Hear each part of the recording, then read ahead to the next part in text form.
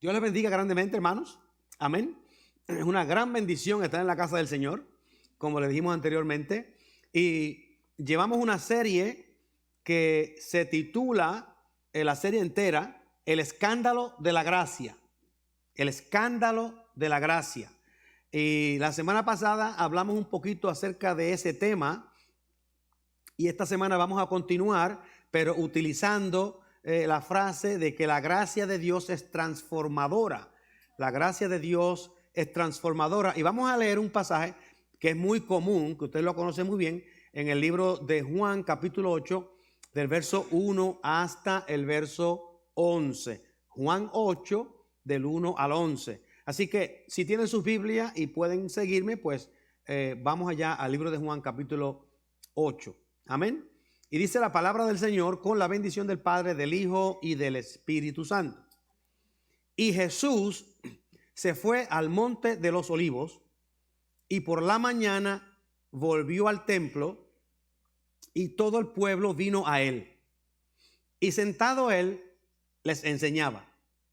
Entonces los escribas y los fariseos le trajeron una mujer sorprendida en adulterio y poniéndola en medio le dijeron: Maestro, esta mujer ha sido sorprendida en el acto mismo de adulterio.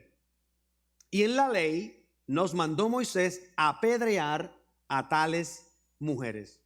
Tú pues, ¿qué dices? Mas esto decían tentándole para poder acusarle. Pero Jesús, inclinado hacia el suelo, escribía en tierra con el dedo.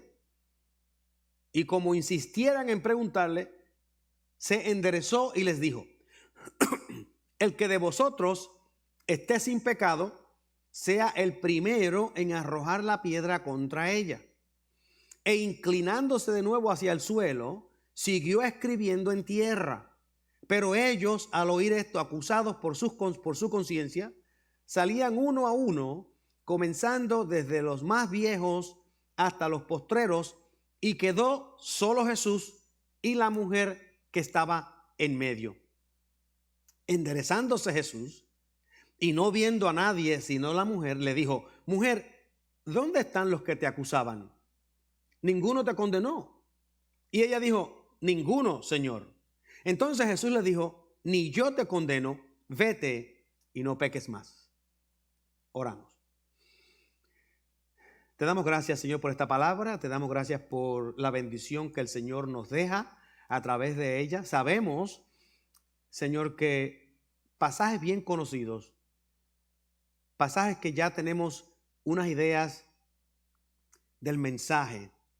Y en esta mañana queremos, Señor, de alguna forma hablar de tu gracia a través de este pasaje. Permite que seamos fieles en la enseñanza de hoy. En el nombre de Jesús. Amén. Como les dije la semana pasada, hicimos unos cuantos pensamientos acerca de la idea del escándalo de la gracia. Y estaba comentándoles que yo pienso que la gracia de Dios es un escándalo para el mundo y es un escándalo para muchos cristianos, porque Dios no compromete su benignidad, su bondad con el pecado, con la maldad. Y Él no deja de ser bueno sencillamente porque los hombres sean maldadosos.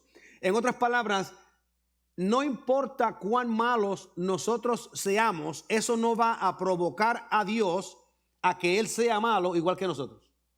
Sino que aún en nuestra maldad, Dios va a responder con bondad y con gracia. Definitivamente, nosotros nos gustaría que Dios fuera más como nosotros para poderlo entender.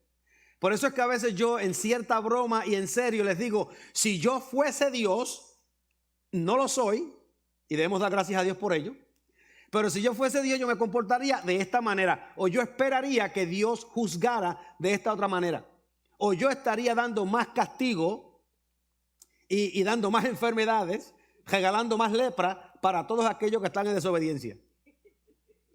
Pero Dios no funciona como funciono yo. Sin embargo, la realidad es que si Dios fuese más como nosotros, no tendríamos ninguna razón para asociarnos con Él. Porque Él sería tan vengativo como cualquier otra persona. Sería tan malicioso como cualquier otra persona. Sería tan maldadoso como cualquier otra persona. No sería fiel como nosotros somos infieles. ¿Y quién quiere tener una relación íntima con un Dios que no es fiel? Con un Dios que hoy está alegre con uno y mañana, porque no le regalé un pedacito de mantecado o un pedacito de bizcocho, está enojado conmigo. Porque nosotros las amistades nos enojamos así. Venimos a la iglesia regularmente y todos los domingos, cuando venimos a la iglesia, nos regalan una dona. Y todo el mundo contento porque nos regalaron una dona. Y un domingo el hermano que nos regala las donas no viene y nos enojamos. ¿Qué pasó con las donas? Si Dios fuera como nosotros no queremos estar relacionados con ese Dios. Porque nosotros somos así. Somos así, somos que vamos y venimos. Por eso es que la gracia de Dios es un escándalo para nosotros, porque no se conforma a las convenciones humanas, no se conforma a cómo nosotros somos. Y Dios siempre nos sorprende en cómo funciona y cómo se relaciona con nosotros. Por eso es que el pasaje de esta mañana, aunque es un pasaje bien conocido, siempre sorprende a los fariseos, siempre sorprende a los escribas. Y no estoy hablando de los fariseos y de los escribas del primer siglo, estoy hablando de los fariseos y de los escribas del siglo XXI. Porque aunque ustedes no lo crean, nosotros tenemos fariseos y escribas en el siglo XXI que todavía quieren apedrear a aquella mujer. Porque todavía quieren vivir bajo la ley. Quieren vivir bajo la ley. Entonces nosotros tenemos que ver que la gracia de Dios funciona a un nivel completamente diferente al nivel de nosotros. Y por eso la semana pasada hablaba que la gracia de Dios estaba al revés. Estaba al revés no porque la gracia de Dios sea al revés, sino porque nosotros no podemos entender que la gracia de Dios es la que está correcta y nosotros somos los que estamos al revés. Así que la gracia de Dios funciona al revés porque nosotros vivimos en unas oscuridades, en unas tinieblas tan profundas que no podemos ver la luz cuando la luz surge. Y si la luz aparece, queremos deshacernos de la luz porque preferimos vivir en las tinieblas. Cristo dijo eso también en el libro de Juan.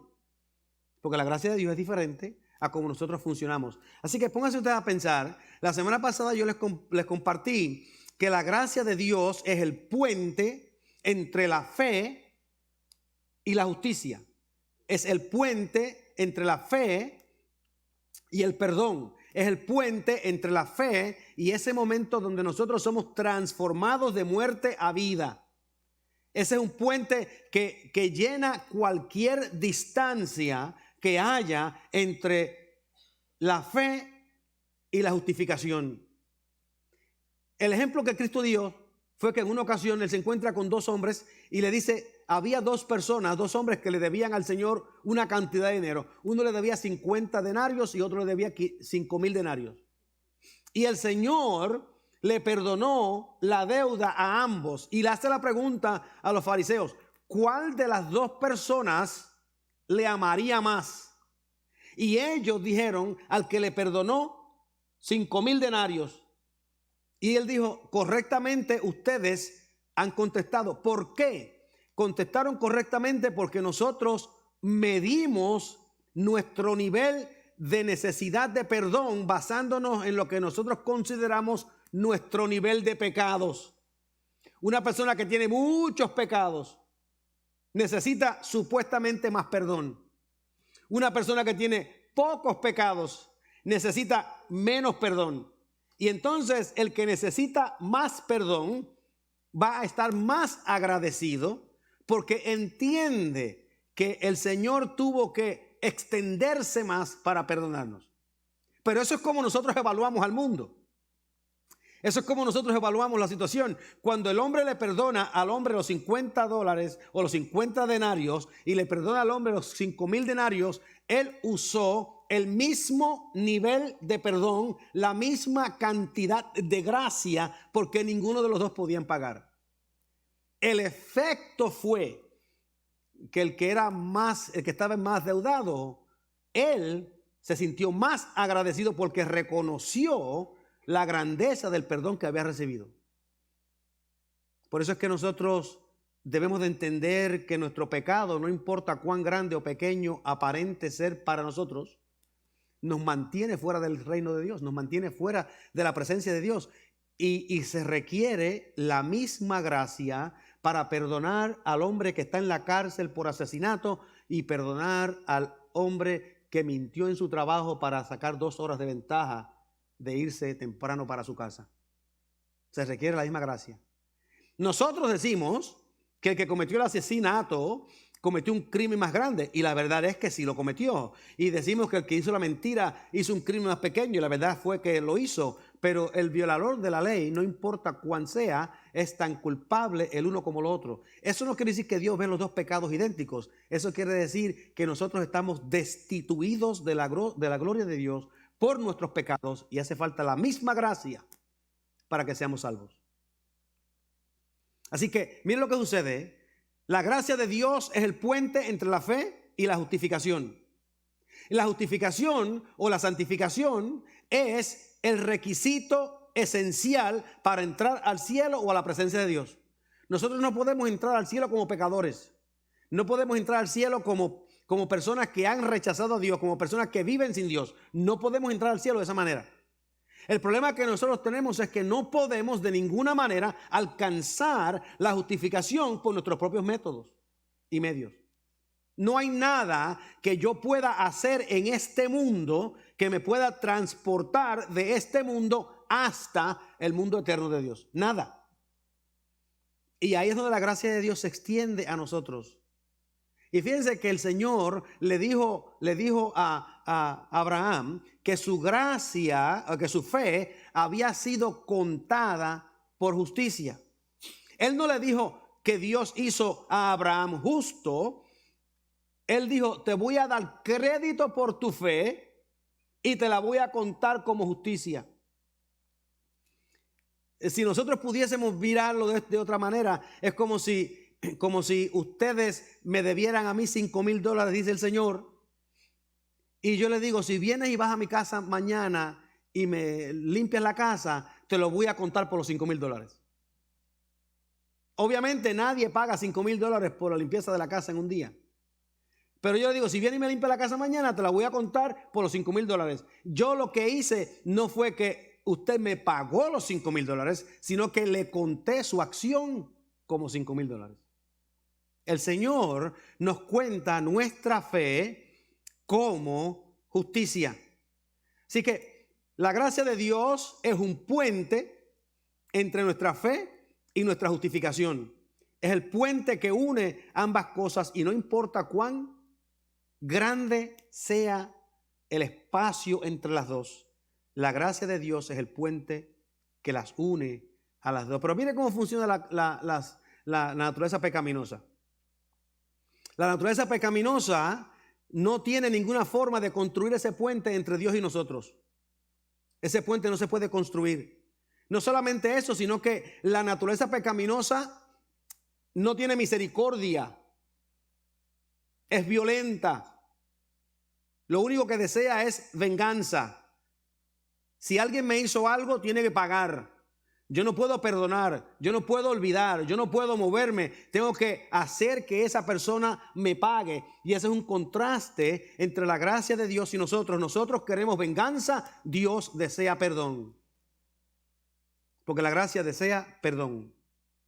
Otra cosa que yo podría decir acerca de la gracia de Dios es que no solamente la gracia de Dios toma nuestra fe como cuenta de pago, sino que la gracia de Dios no está juzgándonos a nosotros por lo que se ve en lo exterior.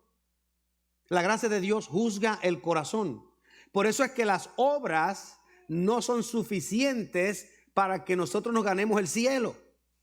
Las obras no nos pueden llegar allá. Es la fe la que nos da justificación. Porque la gracia de Dios solamente toma la fe en cuenta, no las acciones. Nada externo cuenta para el cielo. Nada externo puede llevarnos a nosotros enfrente de la presencia de Dios. En una ocasión se da la ilustración de que un hombre llegó al cielo. Había estado toda su vida en la iglesia. Se encuentra con Pedro y Pedro le dice: dame las razones por las cuales tú tienes que entrar al cielo. Y dice: bueno, yo fui a la iglesia toda la vida. Y Pedro le dice: eso es un punto. Y el hombre le dice: pero ¿cuántos puntos necesito? Y Pedro dice: necesitas 1000 puntos. Y él dice: bueno, yo en una ocasión le di una limosna a una persona que tenía hambre. Y Pedro le dice: ese es otro punto. Y él dice: y yo también hice evangelización. Y Pedro dice: ese es otro punto. Y el hombre le dice: si no fuera por la gracia de Dios, yo no creo que yo voy a entrar acá. Y Pedro le dice: esos son 1000 puntos. Si nuestras acciones no nos van a llevar a la presencia de Dios, es la fe y la gracia de Dios en perdonar como nosotros vivimos. Pero ¿qué es lo que hace la naturaleza pecaminosa? La naturaleza pecaminosa no mira el corazón, sino que mira las acciones. Mira lo externo. Nosotros evaluamos la gente por lo que se ve. No me cayó bien por la ropa que tenía puesta. No me agradó por el acento que tenía. Ni siquiera me gustó el peinado que estaba usando. Mira para allá, tiene el pelo verde. Tiene el pelo azul. Tiene el pelo blanco. Y estamos mirando lo que se ve. La naturaleza pecaminosa siempre juzga por apariencias. Esa es la ley. Cuando hablamos de la naturaleza pecaminosa, estamos hablando de cómo la ley funciona y cómo nos impacta en contrariedad a la gracia de Dios. Otra cosa, otro contraste entre la gracia de Dios y la naturaleza pecaminosa es que la gracia de Dios no nos paga de acuerdo a como nosotros merecemos.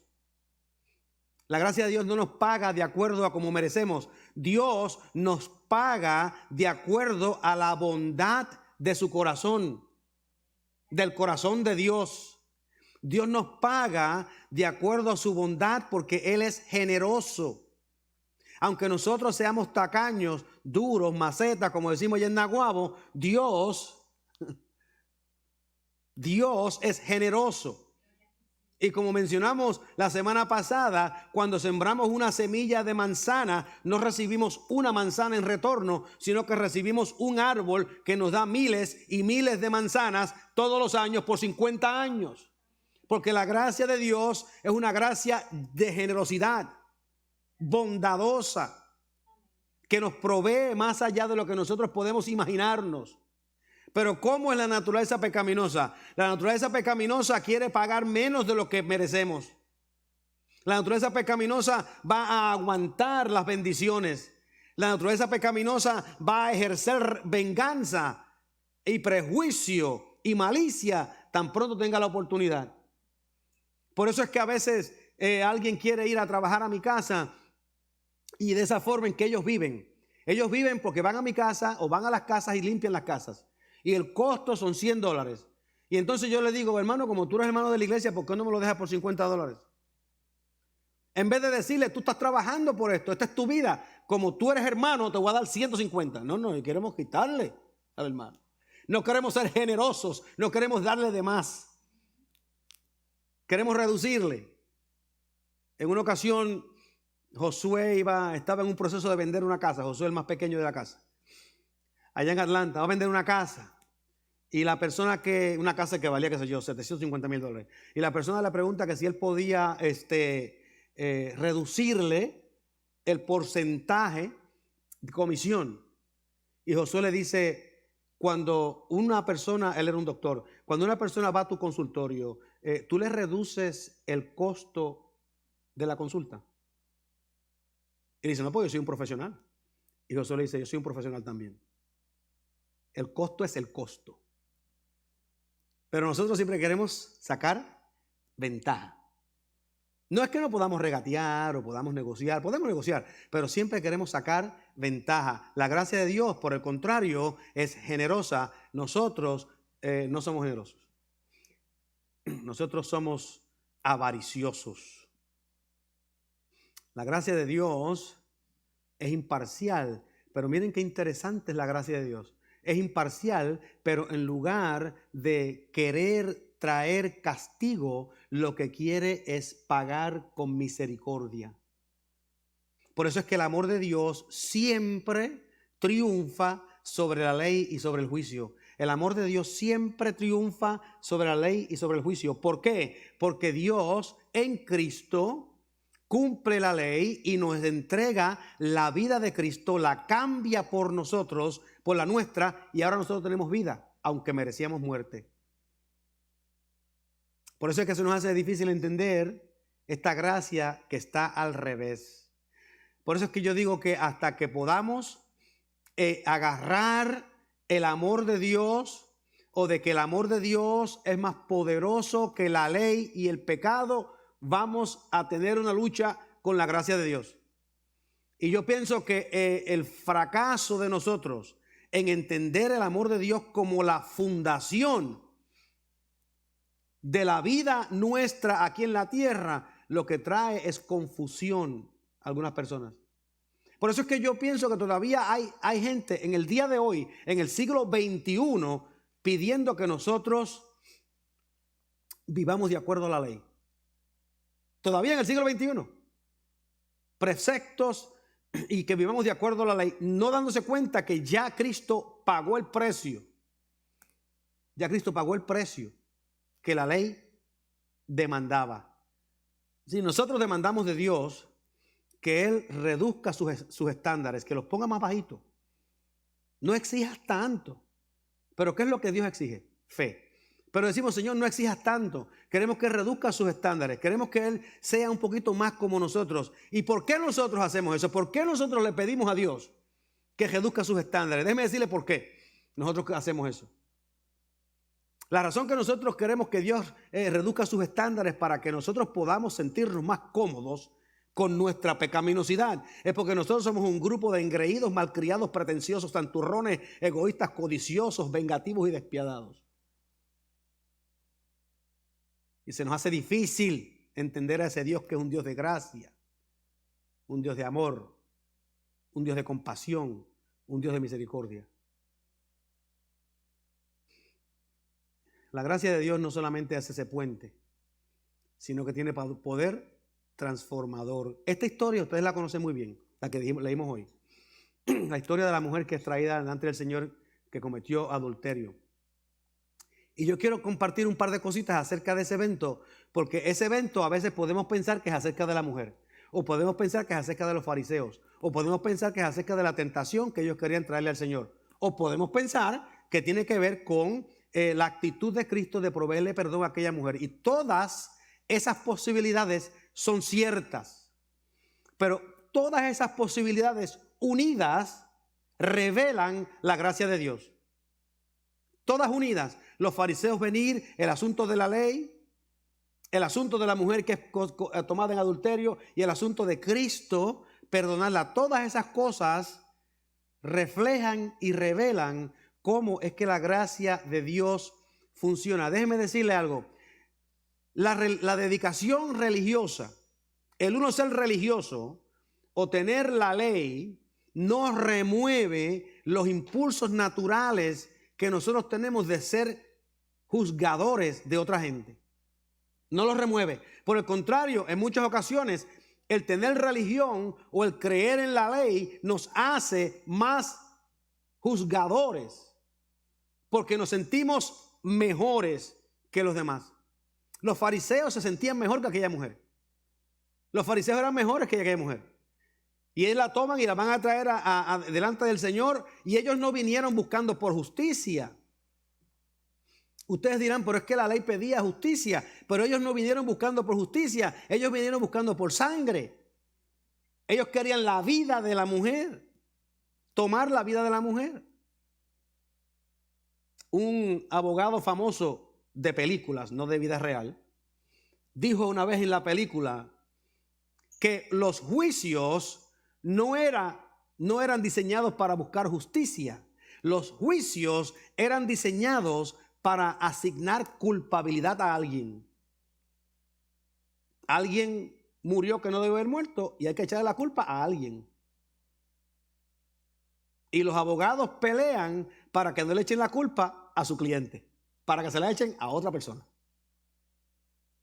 Pero en la justicia de Dios, en la gracia de Dios, Dios no está buscando a dónde echar la culpa, sino que Dios está buscando a dónde y a quién perdonar, a quién extender la gracia. Por eso es que la ley no tiene misericordia y en la ley no se garantiza la justicia de Dios. Por eso es que aunque nosotros hablamos de la ley, sabemos que la ley no tiene misericordia, porque ¿qué dijeron los fariseos cuando se encontraron con Jesús? Esta mujer fue encontrada en el acto mismo de adulterio y la ley dice que hay que apedrearla. Ellos no dijeron, la ley dice que hay que apedrearla, pero nosotros quisiéramos buscar una forma para que se pudiese restaurar, para que se pudiese salvar, para que pudiese tener vida. No. Ellos venían ya con las piedras en las manos. Porque la ley no tiene misericordia. La ley no da oportunidad al arrepentimiento. La ley no permite la transformación. Y cuando ellos le traen la mujer al Señor, se la traen específicamente con la intención de que cuando ellos se fueran de aquel lugar, ella quedase atrapada en las piedras. Así que la ley no es acerca ni de misericordia, ni de compasión, ni de gracia. La ley es acerca de asignar culpabilidad. Ella es culpable y tiene que pagar. Esa es la ley. Cuando el Señor los oye, fíjense, ustedes se acuerdan de la historia, ¿verdad? Cuando el Señor los oye, Él no le dice, pero mira que la ley tiene una parte donde si una persona se arrepiente puede. Él no le dice, en el Antiguo Testamento dice que amarás a tu prójimo como a ti mismo. Él no entra en ninguna clase de argumento con ellos. No entra en ninguna clase de discusión con ellos, sino que Él sencillamente se inclina, no le responde y comienza a escribir en tierra. Y mucha gente han hablado y han especulado acerca de qué pudo haber el Señor escrito. Algunos dicen, escribieron los nombres de ellos que habían estado con la mujer, o escribieron los nombres de ellos que habían hecho lo mismo. Y un sinnúmero de cosas la gente dice que el Señor estaba diciendo. Pero yo me imagino que el Señor estaba escribiendo algo como así. Amarás a tu prójimo como a ti mismo. Debemos de aprender a tener perdón. O el que de ustedes esté sin pecado, tiene la primera piedra. Y el Señor escribe, porque la gracia tiene una meta diferente a la ley. La ley persigue castigo, la gracia persigue perdón. Por eso es que a nosotros se nos hace tan difícil entender la gracia de Dios en nuestras acciones con las demás personas. Nuestra inhabilidad de entender la gracia de Dios es una de las razones por las cuales muchos grupos cristianos, como dije anteriormente, todavía hasta este día quieren que nosotros nos sometamos a la ley. Hace un par de semanas me llegó un correo electrónico de un estudio que se estaba dando, y el estudio era ¿por qué es necesario cumplir la ley hoy? Y yo pensé, ¿dónde estarán esta gente haciendo los sacrificios de animales? Porque si los agarran haciendo sacrificios de animales en la parte de atrás de las casas, los van a meter preso. Porque la ley incluye eso. Entonces algunos dicen, no, pero no estamos hablando de las ceremonias rituales de sacrificios o de las lunas nuevas o de los sábados. Estamos hablando de los 10 mandamientos. Si estás hablando de los 10 mandamientos, entonces no me digas la ley. Porque la ley era 618 mandamientos y el que violara uno era culpable de todos. Por lo tanto, si tú quieres que yo me someta a la ley hoy y tú quieres que yo cumpla 618 mandamientos que nadie pudo cumplir en la historia de Israel, me vas a condenar porque no los cumplí. Y eso es una forma de control.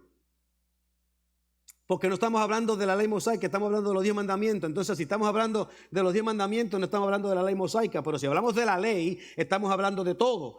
Y nadie puede cumplirlo todo. Por lo tanto, si no podemos cumplirlo todo y estamos solamente hablando de los 10 mandamientos, ¿qué significa? ¿Qué hacemos con esto? ¿Cómo debemos comportarnos? Déjeme decirle lo que dice la Biblia. En Gálatas, capítulo 3, dice estas palabras.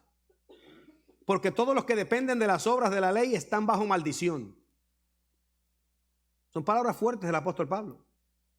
Porque todos los que dependen de las obras de la ley están bajo maldición, pues escrito está: maldito todo aquel que no permaneciere en todas las cosas escritas en el libro de la ley para hacerlas. En otras palabras, los 618 mandamientos. Y que por la ley ninguno se justifica para con Dios es evidente. Eso lo sabe todo el mundo, dice Pablo. Eso no es una cosa nueva. Es evidente porque el justo por la fe vivirá. Y la ley no es de fe, sino que dice: el que hiciere estas cosas vivirá por ellas. Eso es lo que la ley dice.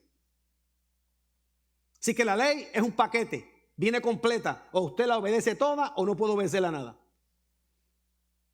Y como yo sé que nadie puede obedecerla toda, ¿para qué el Señor nos va a meter a nosotros en un lío que nadie puede obedecer? Entonces, ¿qué hacemos con los 10 mandamientos?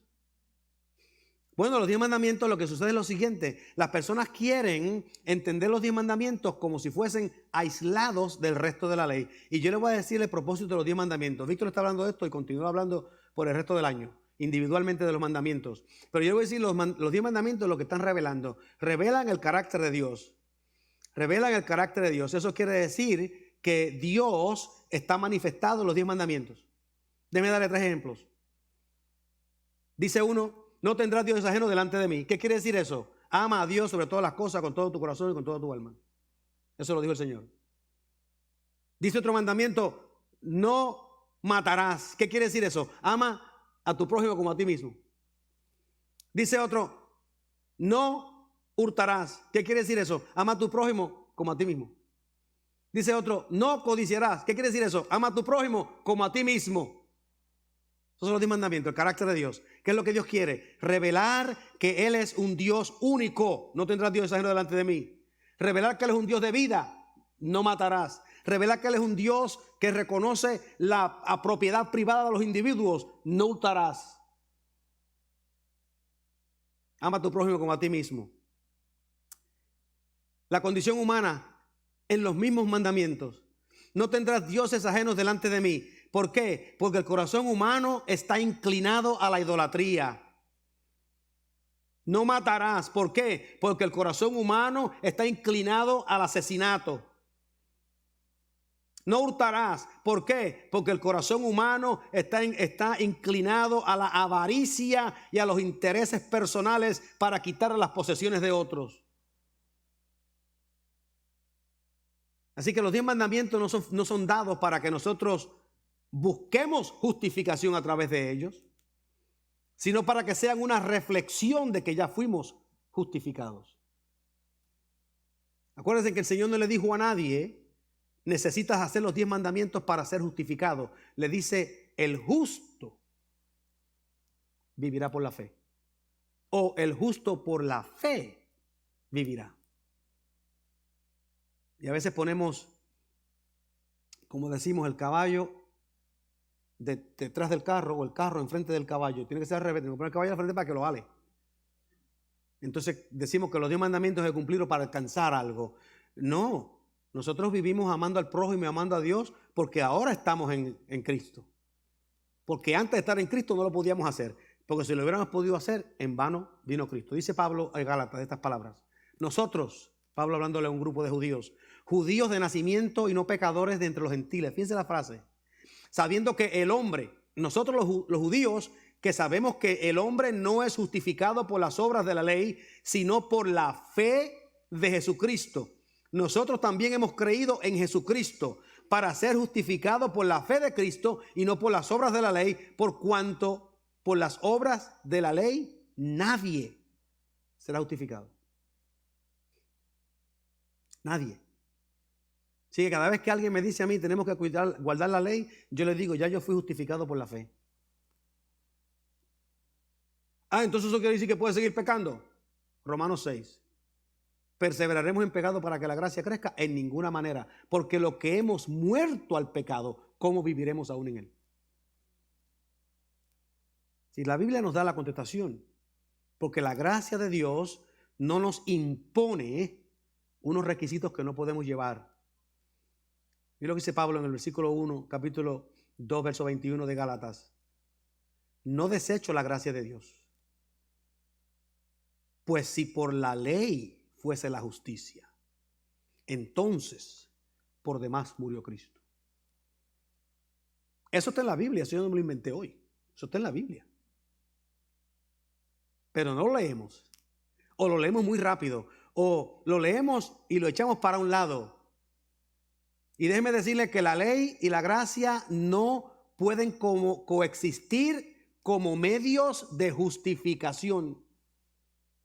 La ley y la gracia no pueden coexistir como medios de justificación, porque la justificación es por gracia, por medio de la fe y nada más. Y de eso hablamos hace un año, de ese tema. La justificación es por gracia, por medio de la fe y nada más. Y eso está en la Biblia regado por todos lados.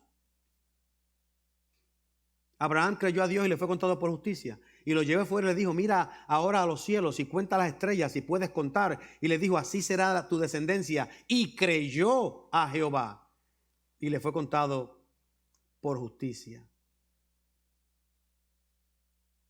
La gracia de Dios es acerca de perdón. Por eso el Señor, cuando estaba colgado en la cruz, aquellos que lo mataron, aquellos que lo estaban clavando en la cruz, que lo habían azotado, que lo habían adulterado, que lo habían maltratado, aquellos mismos, el Señor le dice, Padre, perdónalos porque no saben lo que hacen. Porque la gracia va más allá de nuestras propias deficiencias, de nuestros propios pecados. Y mira lo que sucede con la mujer que está enfrente de Cristo. Llegaron los judíos, los fariseos, y le dijeron al Señor, la ley dice que a esta mujer hay que apedrearla hasta que muera. Eso es lo que la ley dice. Así es como la actitud legal, la actitud legalista o santurrona, podríamos decir, exige que se extienda la ley de Dios.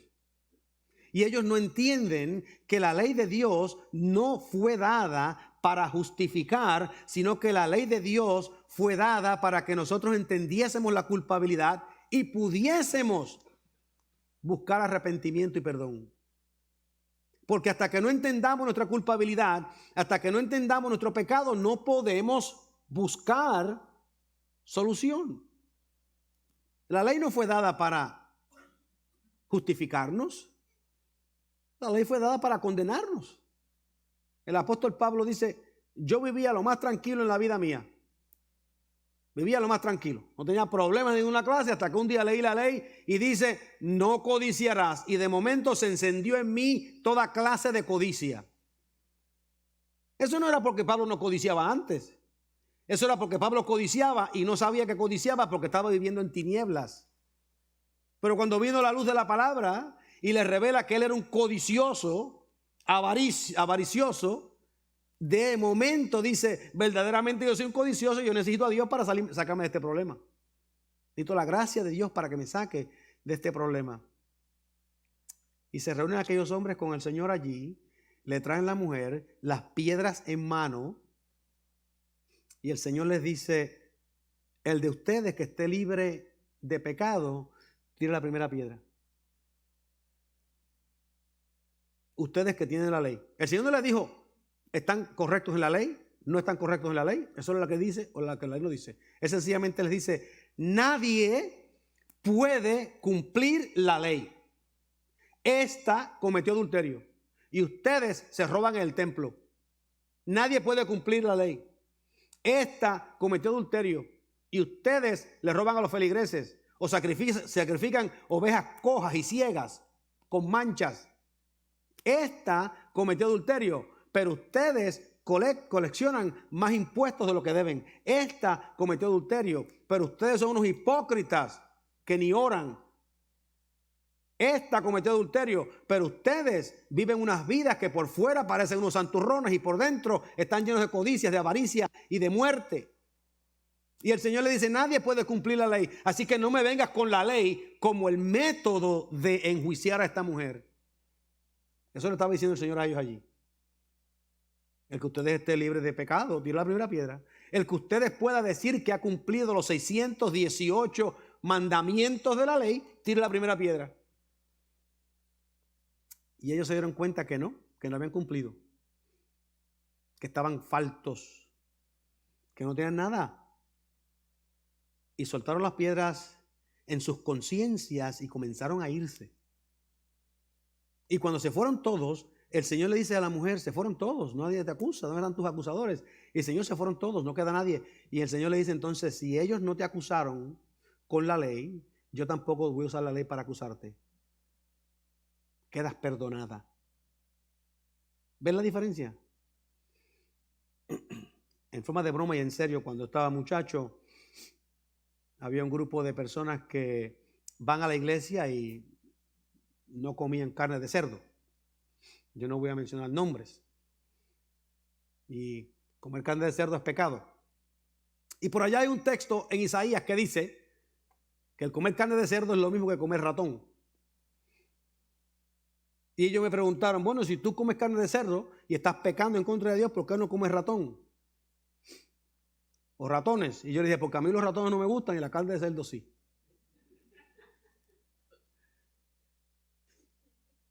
Por eso es que yo le digo a ustedes que nosotros vivimos por gracia. No por la ley. No por impuestos de afuera. Y miren, hermanos, esto es difícil. Esto es difícil porque usted va aquí en Columbus, hay, qué sé yo, 600 iglesias. Y usted va a las 600 iglesias en Columbus.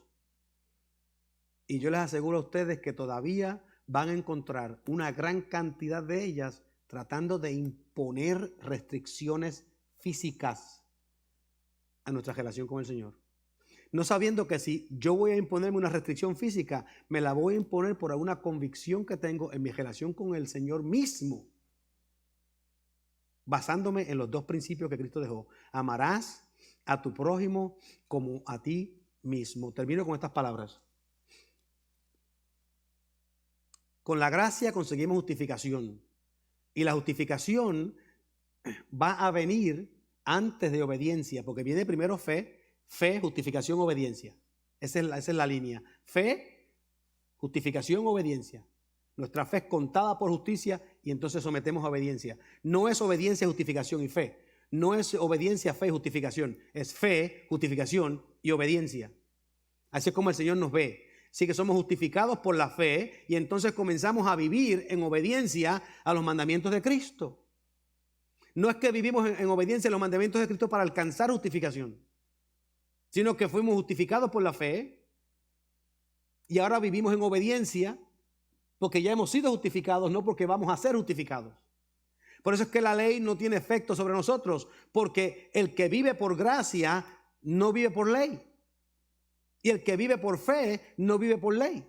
Porque el que tiene fe y el que ha sido justificado, ya la ley es inefectiva. Vivimos en la gracia del Señor. Y algunos dirán, entonces podemos seguir pecando. Se le hice la pregunta ahorita y se la voy a decir la contestación de nuevo. Romanos 6. Perseveraremos en pecado para que la gracia crezca. En ninguna manera. Porque si hemos muerto al pecado, ¿cómo viviremos aún en él?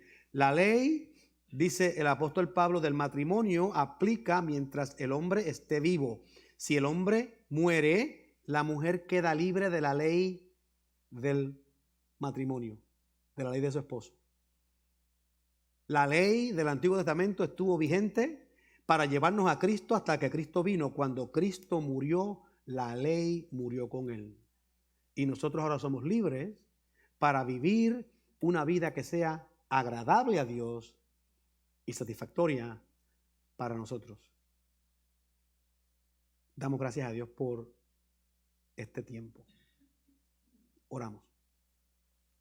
Te damos gracias por esta bendición, Señor, que nos das de estar en comunión contigo.